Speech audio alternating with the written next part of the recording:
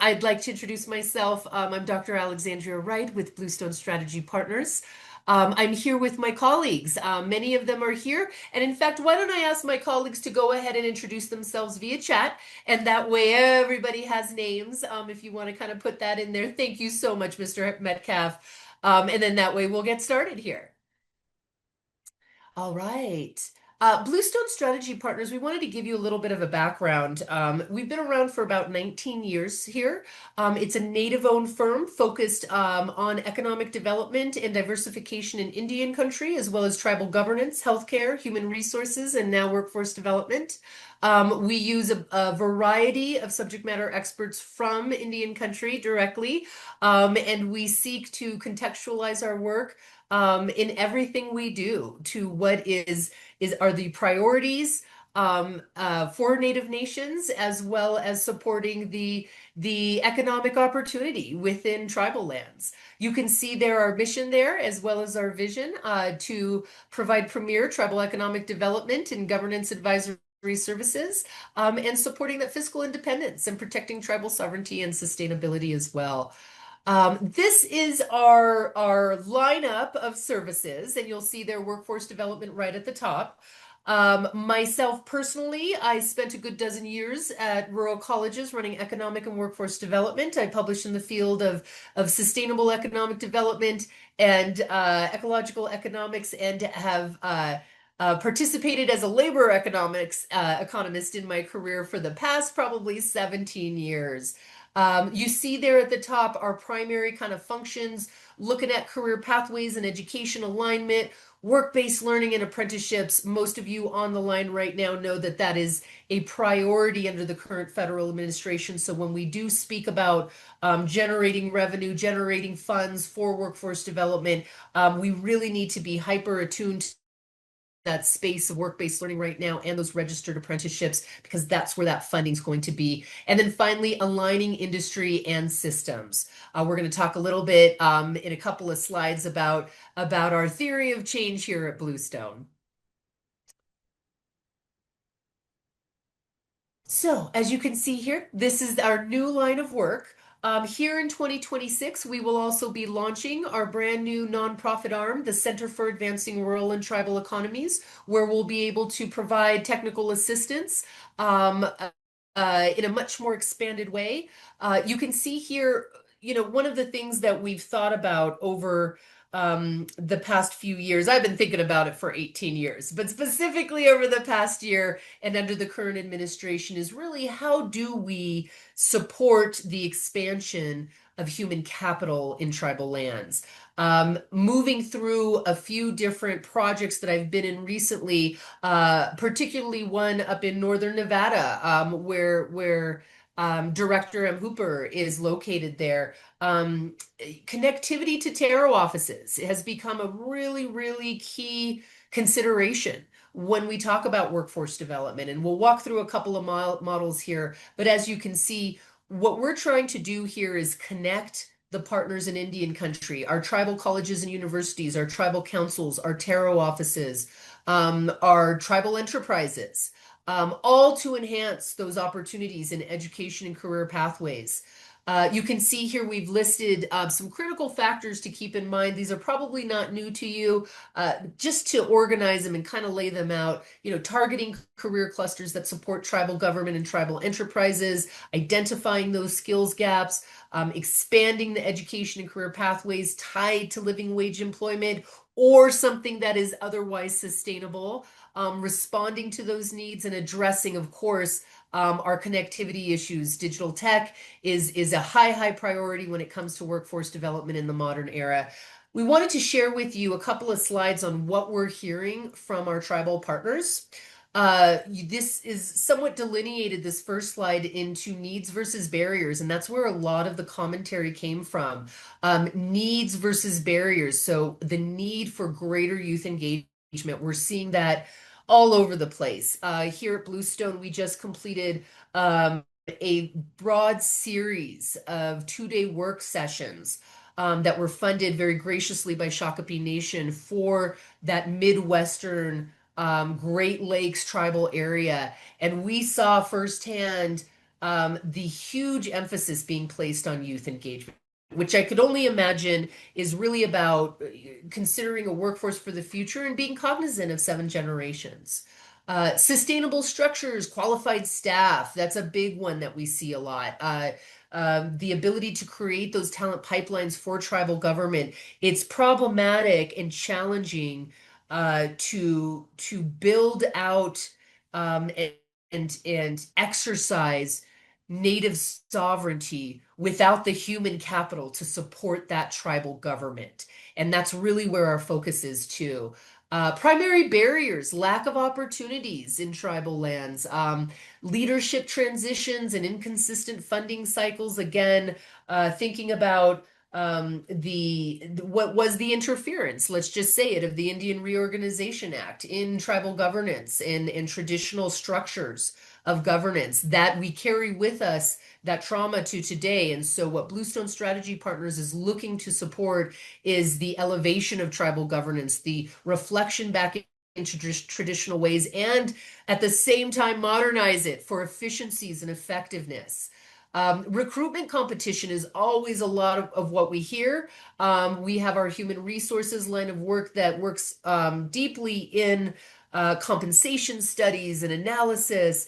And the more we dive into it, the more we're seeing that recruitment issue. And again, we'll talk a little bit about services in a little bit. As a broader scope of what we're hearing, we wanted to provide you this. It is collapsed into about four dominant areas. So again, they're keeping people, attracting people and keeping them. Many people's hit a growth wall. There's not career ladders. There's not a stratification of employment within tribal government that keeps folks interested. That could be true also in tribal enterprises. Um, Succession planning is a lot of what we hear as well as a challenge. Um, Understanding that tribal communities, like rural communities, you have family, you have friends, you have nepotism that all occurs. What we look to do here at Bluestone is try to clarify that in multiple ways and help you remove the bias from the process while also creating opportunities that folks can see themselves in. Again, because there's not a tremendous amount of economic activity going on in tribal lands, workforce development can kind of fall to the side, and this notion of people getting educated and just leaving. What we're here to do is support the maintenance of that human capital in Indian country and support tribal governments and tribal enterprises in maintaining those skills and creating a greater stratification for mentorship and work-based learning programs and registered apprenticeships. Of course, infrastructure is a barrier. It's it isn't an isolated issue, and I very much appreciate hearing this. It's not so much that workforce development is economic development, or is everything. It's simply that labor and humans create value. Um, in terms of Indian country, that value could be the exercise of sovereignty again. And so it's not that workforce development and education should sit in that vacuum. If it proceeds to sit in that vacuum, then we're never going to be able to scale all of our projects and ideas and community-driven investment that we'd like to see.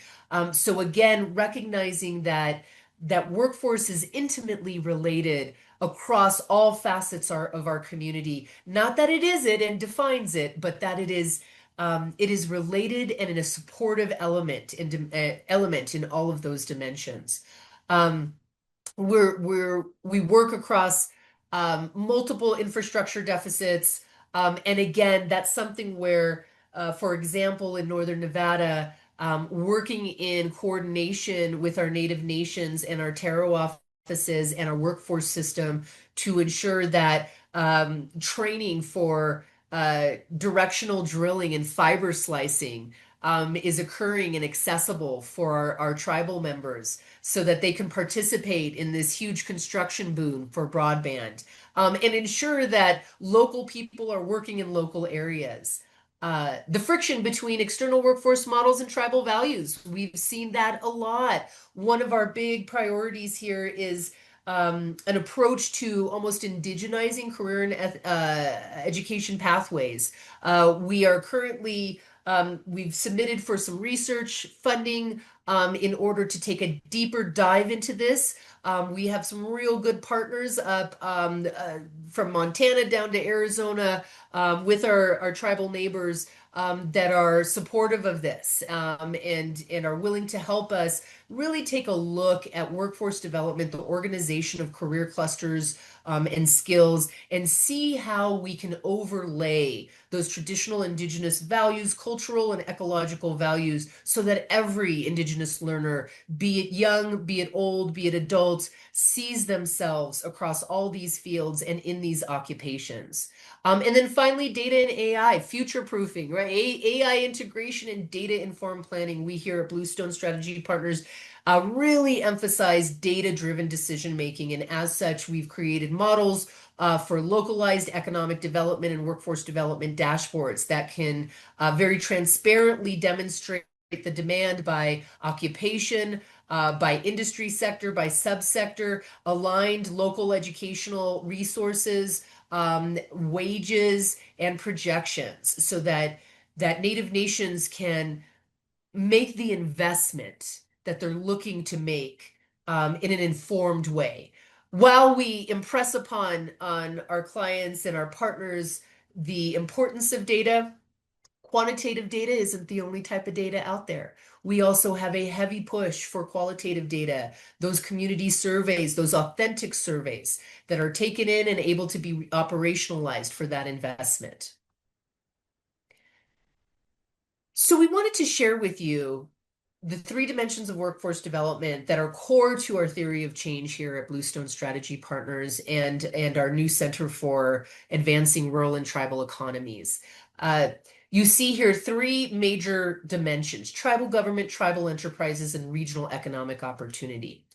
What we hear a lot, and again, I'll say it and not to belabor it, no pun intended, but that there is a limited amount of opportunity, of occupational and economic opportunity on tribal lands.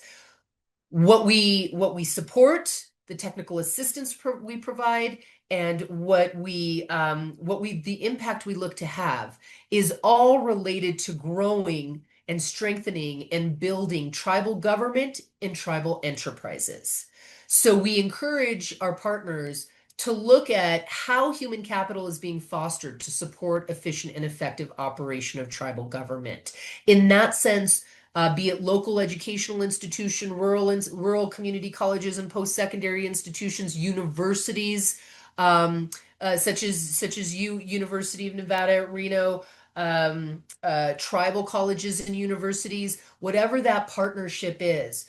There are a variety, from finance and accounting to business administration to human resources to social services, of career opportunities and pathways that align with that academic programming. What's missing is that link for the work-based learning. And that's what we support you in operationalizing and further implementing. Tribal enterprises. How are tribal enterprises expected to expand without their labor force?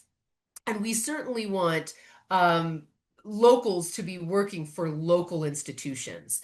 So when it comes to tribal enterprises, we encourage our partners to understand what the primary educational and career pathways are that are necessary to retain those tribal enterprises, be they casinos and resorts or berry farms or fish hatcheries, whatever it is. What are those skills and pathways that are going to support and retain that business as an effective and profitable business and help scale that business and bifurcate? And then finally, regional economic opportunity. This is really about economic mobility for tribal members. While we are all hopeful and work towards a space where tribal members and learners can move through their education and career pathways and return to their home nation for for work and for a fruitful and profitable existence in their career pathway with economic opportunity. We also recognize that sometimes economic opportunity will sit outside, and not everybody wants to go into a career direction that has to do with government or tribal enterprises. And to that end, we do a lot of career pathway mapping for regional economic opportunity, and that's what's going to support economic mobility for tribal members, bringing that money back onto tribal lands.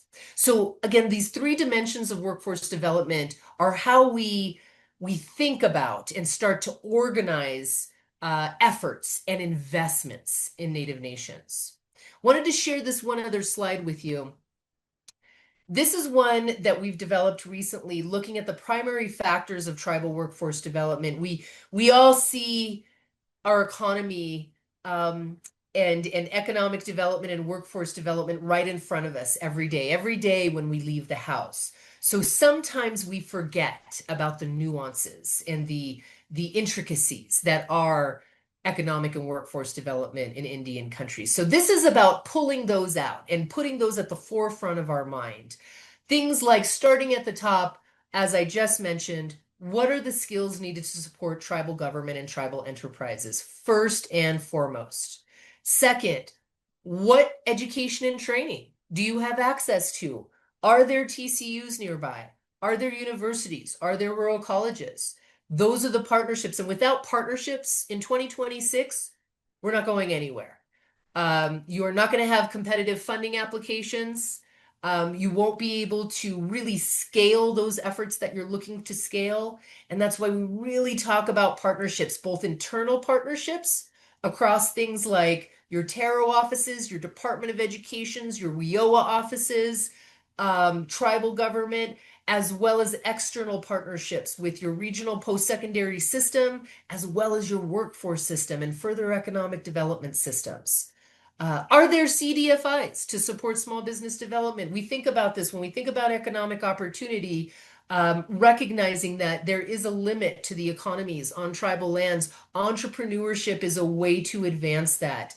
Our Native nations are the first entrepreneurs on this continent, and as such, have a deep history of knowledge and desire in that field. So being able to support entrepreneurship through microlending and establishing one's own microlending fund, revolving microloan fund, and then supporting the development of that entrepreneurial spirit through a variety of education and training, from typical small business counseling to understanding those cash flow statements and financing, to understanding how to become an 8A contractor for the government, to understanding how to apply for the financing and that capital formation. So we're pulling that out again as part of workforce development. Entrepreneurship is part and parcel to it. High capacity TARO offices, I mentioned that earlier. That's something that we really have been exploring over the past 4 years, and have had some really nice successes in that partnership. And that's a success across tribal TARO offices that are in proximity to one another, as well as with the regional workforce system. So really some interesting best practices, proven and promising strategies that we'd be happy to share with you should you be interested in. Recognizing that none of this can happen without resource development.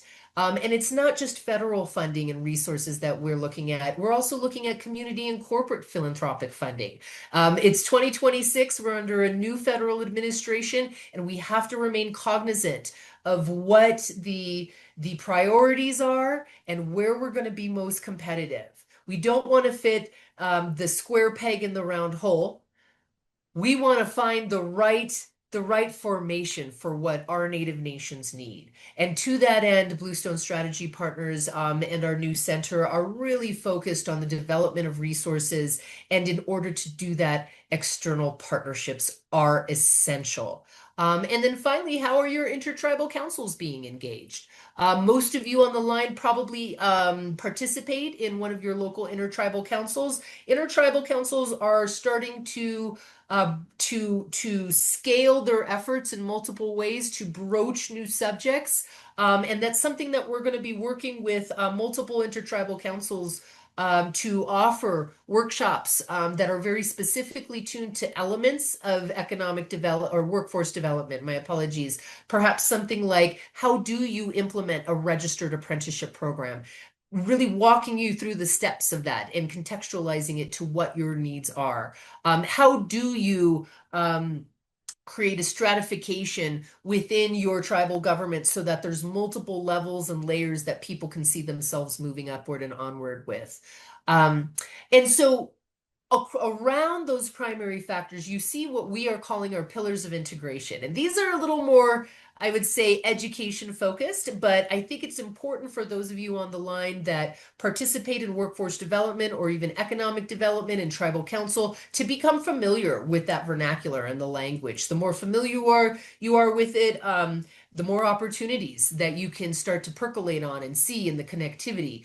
I'm a huge fan, starting at the top, of integrated education and training models. These are models that can occur outside of traditional academia, that can occur in TARO offices or through workforce systems. It's grounded in our what we call adult education or Title II offerings, which are typically your GED, right, or your adult basic education. But what these actually offer are contextualized reading, writing, and arithmetic, work readiness skills, and that industry credential. I myself am an instructional designer, so again, we can support the development of internal education and curriculum that you're looking for. Industry sector partnerships and work-based learning. I spoke a lot about work-based learning and registered apprenticeship. It is truly the key, not just where the priorities are for federal funding, but it really stems from the fact that the opportunity cost for folks to engage in full-time education out in rural areas and tribal lands is simply too high in the modern era. So most folks really need some sort of amalgam of the opportunity to be paid and be working while they are learning. So that earn while you learn model is quintessential to workforce development and economic mobility on tribal lands. That's again something that we can support in helping you develop. Industry sector partnerships. This is just another way to communicate with your external partners and be really focused based on career clusters and industry sectors. Again, entrepreneurship and small business development support, we've already spoken about. Regional community and economic dashboards and skills database. The vast majority of TARO offices out there already have some sort of skills database. What we're working on here at Bluestone is integrating that skills database with a broader dashboard that demonstrates your local and regional labor demand against your local or labor supply. I was going to say institutional labor supply if you have a local university or community college or TCU partner, or even that TARO office. It's that demand and supply that we always want to look at. And just by delineating that itself starts to drive your decisions towards that data and hence your investment towards the most effective opportunities that you have to build that human capital in Indian country. And finally, tribal career navigators. We here at Bluestone have developed a micro-credential, excuse me, for tribal career navigation. It's much broader than anything you've ever seen. Typically, the career coaching that you receive in educational systems has to do with how to graduate from your educational system. The career coaching that you receive from the workforce system is again how to apply for that job and get that job, right? We bring those two things together with the addition of human-centered design and that data-informed practice. And so that's something that we're going to look to offer here soon, hopefully subsidized. So we'll be getting out there again, recognizing that we want you to save your resources for yourself, though we do offer a series of technical assistance in those broader, more impactful ways that you're looking to find looking to improve upon, I should say. Things like workforce development planning and fully creating registered apprenticeship programs. I'll stop here and pause for just a moment. Any questions on this thus far? I know this is a lot of words, and I'm just kind of relaying to you where we are and how we can support you. Please go ahead. I see a hand up. Yeah, this is Christelle. I'm curious to know if you can give an example of when you say career clusters. I think I have an idea, but if you could give an example or two of what that would, I guess, encompass. Absolutely. And thank you, Christopher, for mentioning that. I actually have a slide for the Career Cluster Framework. So if you don't mind for a moment, I'm going to stop sharing and I'm going to open up this other slide deck that I have because I think the best way to understand career clusters indeed is to see the visual of the career clusters. So what this is a framework that is used in K-12 and post-secondary in order to report on their federal funding for career and technical education, aka for the most part, vocational funding, vocational programming. And so this framework was modernized last year. It became into an existence in 2001. And for the very first time in over 20 years, it was readjusted to reflect the modern era. And as you see here, on the inside, at this little level right here, as you can see, let's see. There we go. A little bigger for you. You can see here, this level right here are what we call career clusters. So arts, entertainment, and design, hospitality and events, energy and natural resources, agriculture. You have your public service and safety, education, health and human services. We have our financial services, and then supply chain and transportation, advanced manufacturing and construction. And with each one of those career clusters, there's several subclusters. So for example, to take energy and natural resources over here, we have utilities, clean and alternative energy, that's solar energy, resource extraction, environmental protection, conservation in parks, and ecological research and development. These clusters are actually aligned to industry sectors, and these subclusters are aligned to industry subsectors. So now when we perform our analysis of labor demand and supply, institutional labor supply, we actually are speaking apples to apples instead of apples to oranges. For example, this framework used to include a STEM cluster, right? Most of us know what STEM is, right? That's science, technology, engineering, and math. Well, we removed it in the modernization. Why? Because there's no such thing as a STEM industry. There's no such thing as a STEM job. If you major in biology or engineering, you could likely move into multiple different clusters or subclusters. And so we use this as we ground ourselves in this in this visual, in this framework of the career clusters that is through advanced CTE, because it's a way to transparently organize and relay opportunity. Does that help? It does. And thanks for the additional context about the STEM, because I think a lot of, uh, well, just I think a lot of folks out there just trying to encourage, particularly individuals from marginalized communities, low income quartile, whatever you want to call that, they are always talking about STEM, but I like how you're modernizing it because, yeah, well, what does that translate into? And so I really appreciate that. Thank you. Sure, no problem. And for those of you, if you're interested, we can do a whole nother session on this. I wanted to note quickly before I move on, the clusters you see on the exterior are what we call cross-cutting, right? Those are skills that exist across all the interior clusters. Most of these skills on the exterior are those skills that you need for tribal government and tribal enterprises. So they're all cross-cutting skills. So again, we use this framework as a method by which to organize workforce development. It can seem a bit obscure sometimes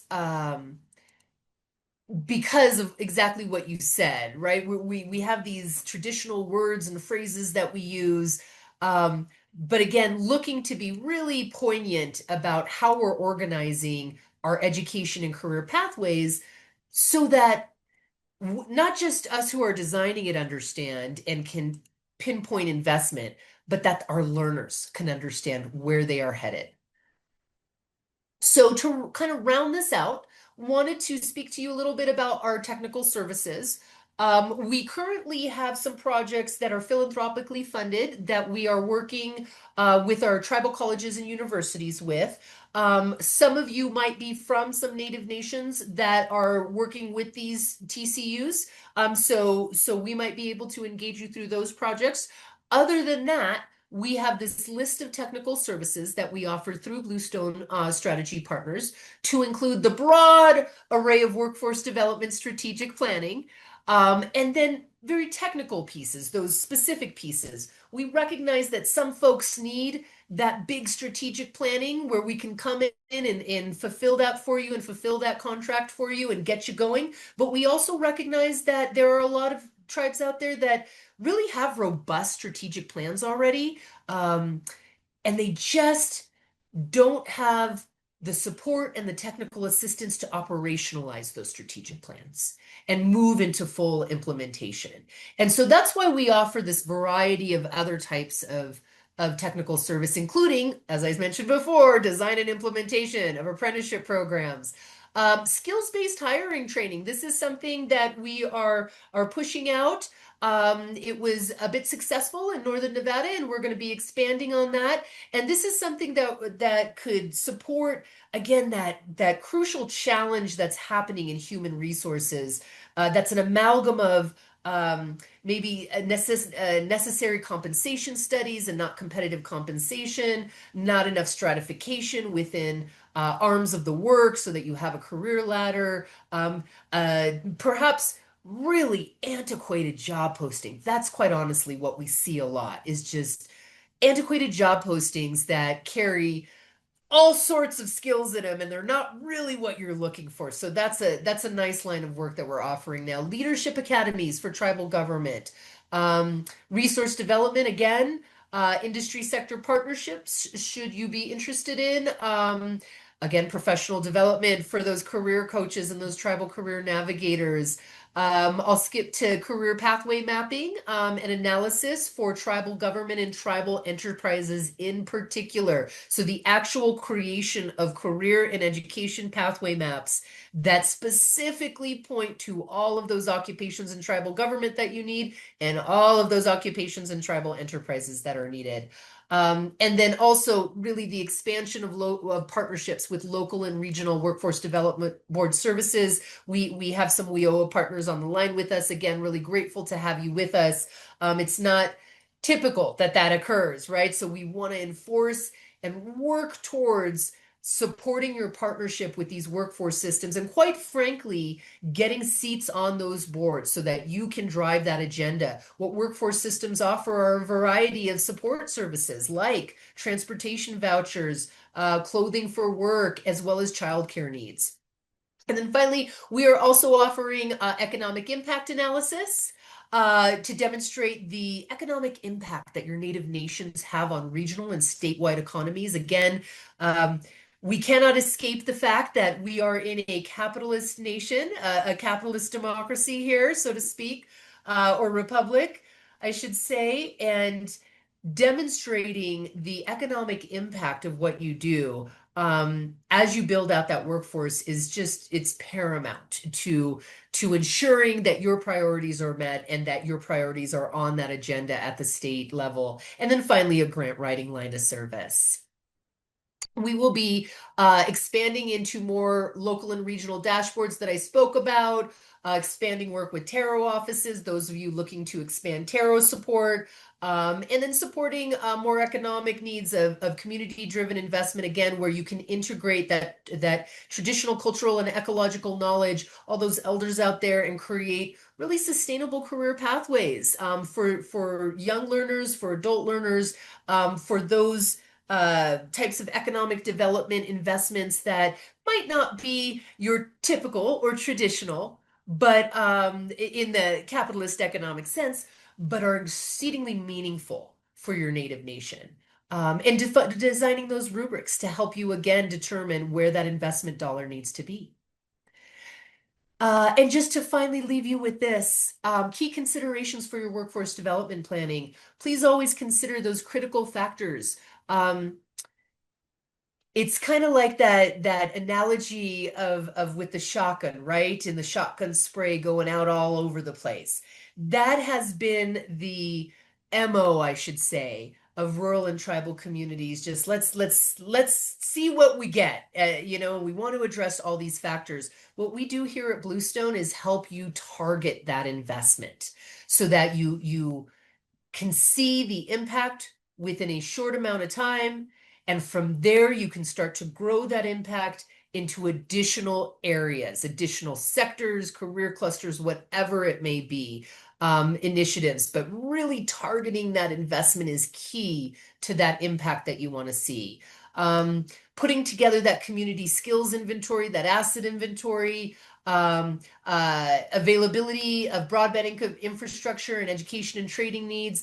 The activities you want to be participating in is developing those educational lines of work, be them through your Taro office or in partnership with your local university, community college, or tribal college. And then there's the identifying those regional job opportunities. So that's that labor demand and supply. We always keep in mind, again, the incubator support for entrepreneurship. And then, of course, identifying those goals, making sure that we can help you operationalize those goals through those programs and projects that you want to implement. And then finally, sustainability. I always include this. Again, it's all about it comes down to the money. For as much as I write and I compose to dissuade us from engaging in a disembedded economy, when it comes right down to it, though, when we want to support our human capital our human capital structures, our workforce development structures, we have to have funding to invest. And that funding can come from multiple areas. It can come from revenue allocations through tribal enterprises. It can come from, again, allocations through taro fees. It can come from grant writing. But again, with that grant writing, you're going to need that partnership because that's what's going to create that competitive edge for your application.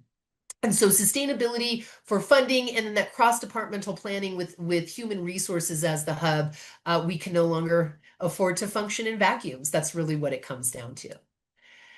So we'll leave you with this. It's about 10:44. I'd like to open the floor to any last questions you may have. We will certainly be sending out this slide deck to all of you. And you know what I'll do? I'll go ahead and pop in that career cluster slide so that you have that in combination with all the rest of the slides for your reference as well. But any other questions, comments?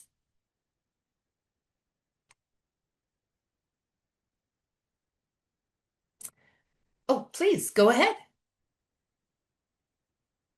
So I think just listening to you hit the nail on the head. I've been working in Indian country for a while and for my own tribe. In the past, I don't work for my tribe now, but one of the things that I think that you brought up with regards to like planning for future, I have had the experience and have observed uh, tribal nations that really are looking towards the future and doing the planning.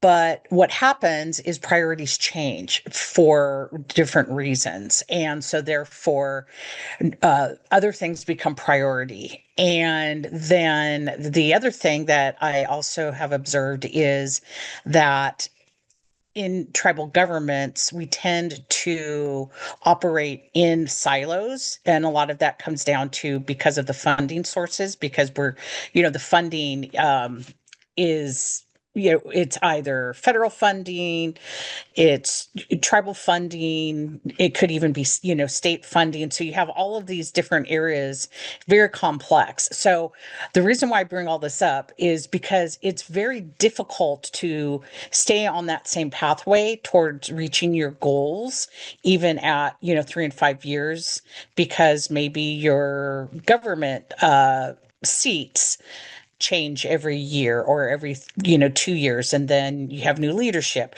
and then trying to bring programs together, well, some can do this because the federal funding allows it, it's allocated, it's allowable. So there's just all these complexities in trying to get everybody to move in the same direction. So I guess what comes down to is my question. One, has that been your experience? And two, what is your, I guess, go-to, and recognizing that every nation is different and unique, but what kind of tends to be your go-to to try to get everybody on that same path for, let's say, even 5 years? That's a great question. And you really did your comments reflect exactly the observations of working in Indian country. I've been doing this for a couple of decades myself. And quite frankly, I think it's a human condition as well, right? As humans, we tend to operate in silos and compartmentalize ourselves for a variety of reasons. In our theory of change, and in that listing of kind of technical um, assistance that we were looking to provide, um, this is where I begin. So what you're speaking of is what we would call in democratic theory, right? Political culture, the ability to withstand essentially regime changes, turnover in our leadership. And so this is why we are bringing forward opportunities for the 2-day work sessions and the leadership academies.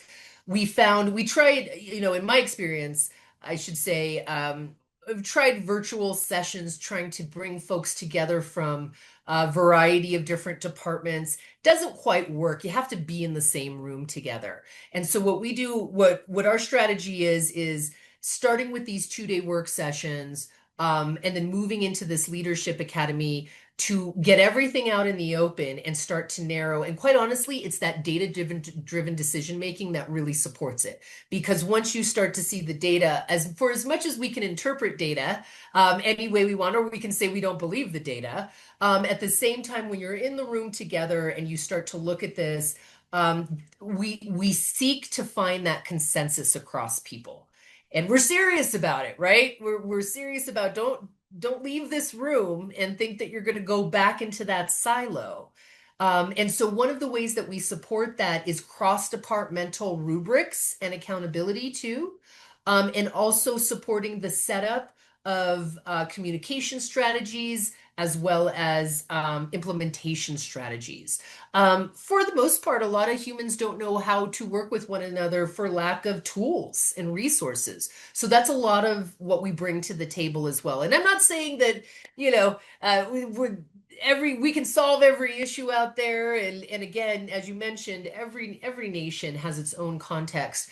But what we've observed, and again, how we've moved forward, is understanding that human condition, understanding the underlying trauma that impacts that human conditions, and seeking to alleviate those stresses and those barriers by bringing forward data that folks can look at, offering opportunities to build consensus, and building out tools that will help departments work across one another and see not just the synergies, but the benefit to each, right?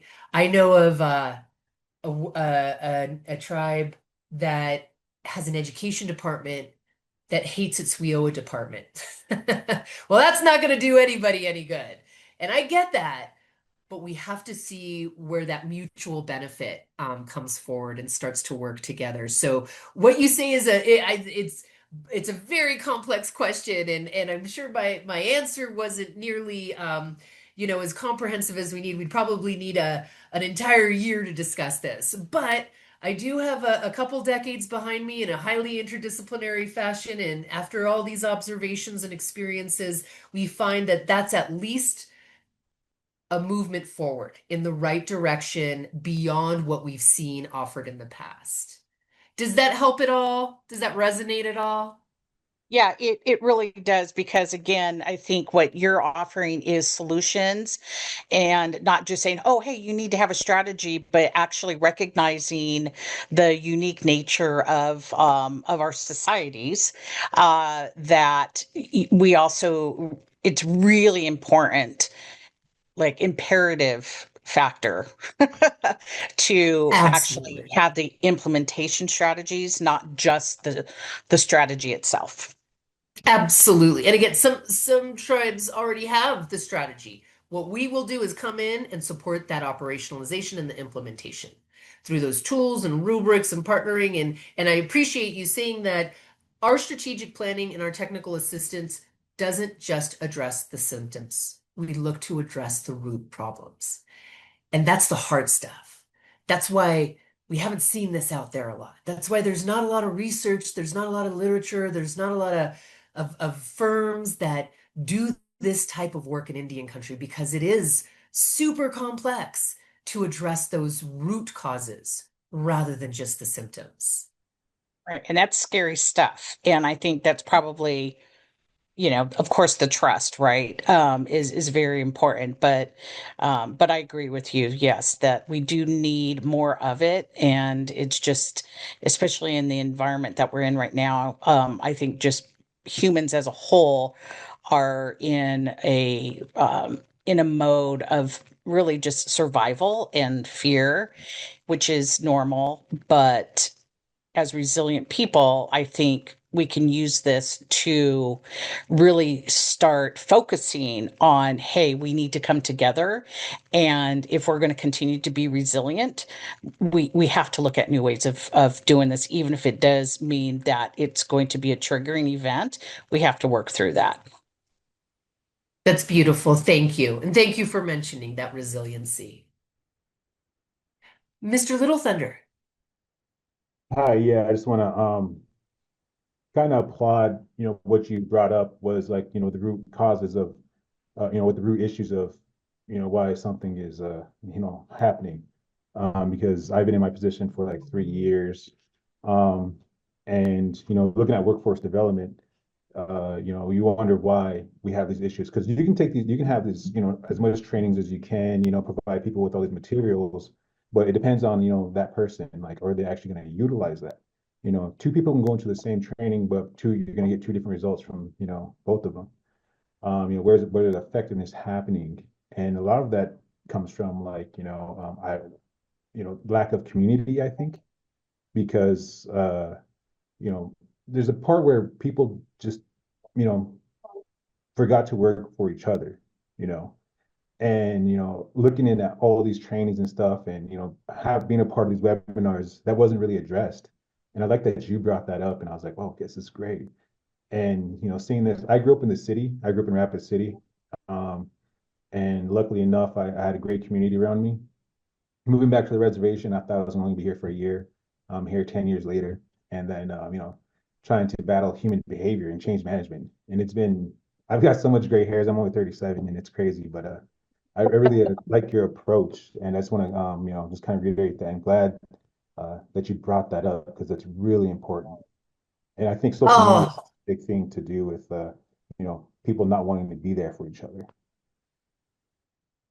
you bring up great points, and I applaud you. We all applaud you. Thank you for be staying for a decade there. It takes the desire, right, to be there, and the motivation and the fortitude, as you've mentioned. And don't worry, I'm sure you look great with your gray hairs earlier. They're probably more silver. So happy to continue the discussion, be a thought partner with you. This is my email up there that we have right now. And should you be interested in anything, happy again to continue the conversation, be a thought partner, or work towards one of these elements of technical assistance that we can provide. Actually, one more thing. Do you have any books that on, something that, any materials that we can read on of some of your work? Sure, highly interdisciplinary, Mr. Little Thunder, but I'd say begin with systems change, which is this is a great one. I don't know if you could see this, Donella Meadows, Thinking in Systems. This is where I talk about getting to that root cause. And again, would be happy if you send me a little email from your email. I'd be happy to continue the discussion and offer some more reading material. Don't threaten me with a good time. I love some good reading material as an academic.